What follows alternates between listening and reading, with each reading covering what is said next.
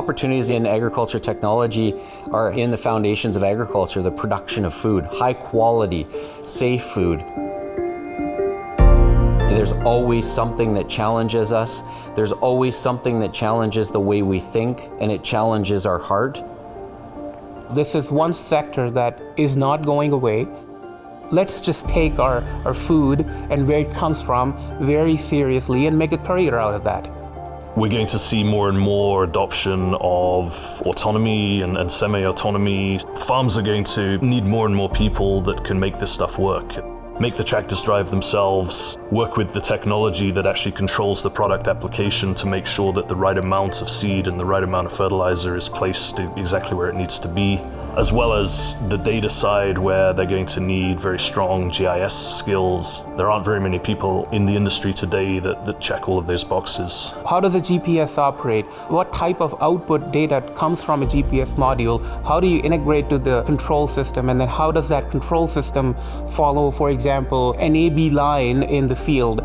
Industry actually brings a real life problem to the table for our students to solve, and our students have to learn how to ask the right questions.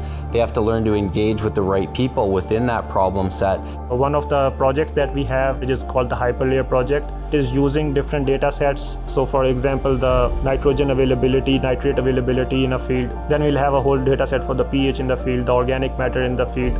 If there is a salinity problem in an area, it would not produce more even if you put in a lot of fertilizer. You cut down on fertilizer because it is not going to result in the yield. It's not very often that you get the sandbox as a student, and in my opinion, one of the most important parts of having that sandbox is to be able to create the opportunity for students to make mistakes, to learn from those mistakes and move forward prior to joining the industry.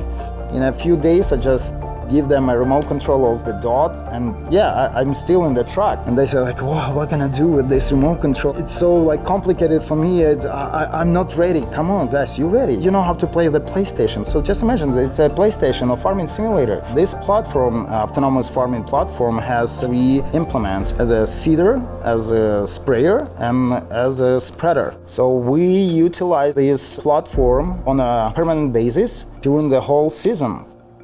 They need to feel that support and trust from mentors and from instructors. Quite often what we're finding is the jobs that we're training students for don't exist today. Everybody knows they need to exist. Our students, in fact, are actually helping companies define those jobs, and that's exciting.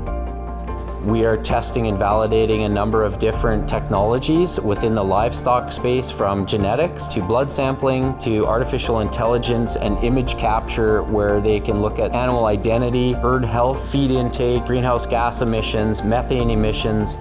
Before I came to Canada, I'd never really been on a farm. A lot of potential students think that if they don't have an agriculture background, it's not an area that they can get into. I'm proof sitting here that you don't need it.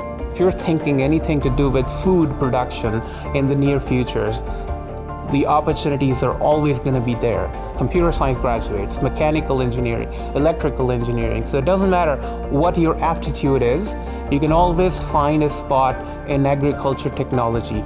I would ask them to be very open-minded and that they be ready for one of the most incredible student experiences of their life.